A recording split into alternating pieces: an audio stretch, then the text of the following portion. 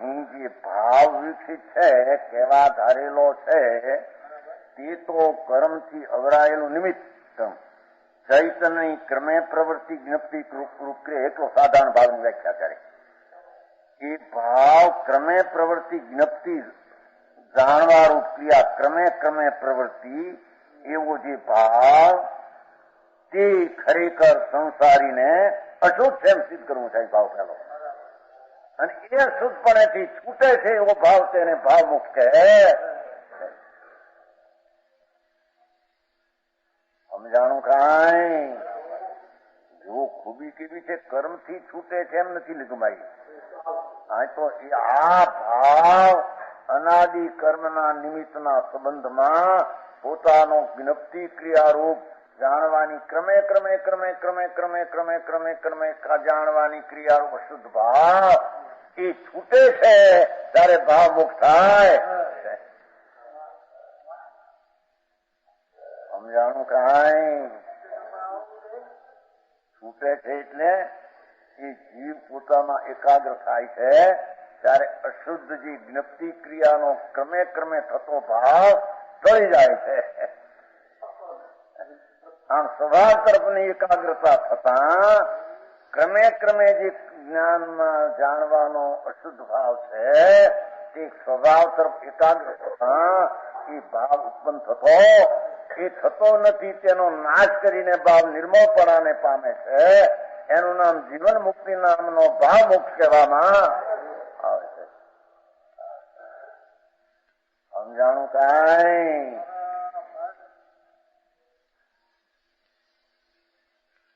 ચૈતન્યનો ક્રમે પ્રવૃત્તિ જ્ઞપ્તિ ક્રિયારૂપ છે. તે ક્રમે પ્રવૃત્તિ જાણવાની ક્રિયા ક્રમે પ્રવર્તે છે ને એ જ દોષ છે. ખરેખર સંસારીને અનાદિકાળના મૂળની કર્મનો ઉદય નિમિત્ત એને અનુસરતી પરંતી કરેલી જીવે અશુદ્ધ છે.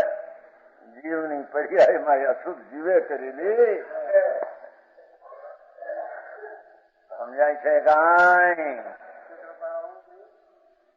એક અહીંયા તો સમય સમયનો પર્યાય સ્વતંત્ર સિદ્ધ કરે છે. મોહ કર્મનો ઉદય એક પાક જળ છે એની પર્યાયમાં જળમાં એને લઈને આત્મામાં અશુદ્ધ જ્ઞપ્તિની ક્રિયાનો ભાવ એમ નહીં, પણ સ્વભાવને અનુસરતો નથી અને નિમિત્તને અનુસરીને જ્ઞપ્તિ જાણવાની ક્રિયા ક્રમે ક્રમે કરવાનો ભાવ એ જીવના અસ્તિત્વમાં અશુદ્ધ ભાવ છે. સમજાણું કાંઈ?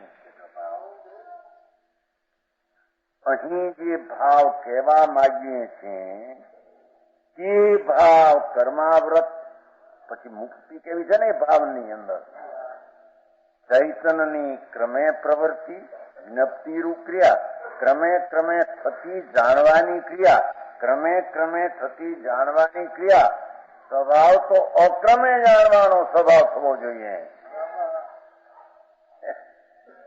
એને ઠેકાણે ક્રમે ક્રમે જાણવાની ક્રિયા એ સંસારીને અનાદિકાળથી નિગોદથી માંડીને અનાદિથી કેમ લીધું નિત્ય નિગોદથી માંડીને એકંદ્રીથી માંડીને એ કર્મને લઈને નહીં એમ કીધું. ત્યાં કર્મના નિમિત્તની પર્યાયને જીવ અનુસરતો કરે કામ માટે તેને દોષ થાય. એ આ નિગોદની વાત પણ છે આમાં ભેગી. કોઈ કહે કે નિગોદના જીવને કર્મનું જોર છે માટે તેની પર્યાયમાં મલિનતા છે અને નિગોદમાં રહેવું પડે છે. બિલકુલ જૂઠ વાત છે. આત્મા વસ્તુ છે, વસ્તુ પદાર્થ. આત્મા દેહથી ભિન્ન વસ્તુ પદાર્થ. એ આત્મામાં અનંત ગુણ છે. જ્ઞાન દર્શન આનંદ આદિ એનો શક્તિ સ્વભાવ અનંત છે. એના ભાન વિના અનાદિકાળથી જ્ઞાનની વર્તમાન દિશા ક્રમે ક્રમે પ્રવૃત્તિ ખંડ ખંડ થઈને પ્રવર્તે છે એમાં રાગદ્વેષ અને મિથ્યાદ ભાવ રહ્યો છે, માટે જ્ઞાનની પર્યાય ક્રમે ક્રમે પ્રવર્તે છે. સમજાય છે કાંઈ?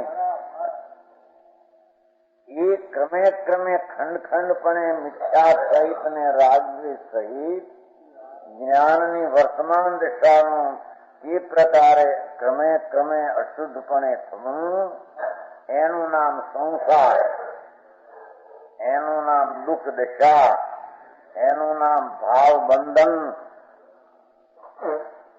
સમજાવું?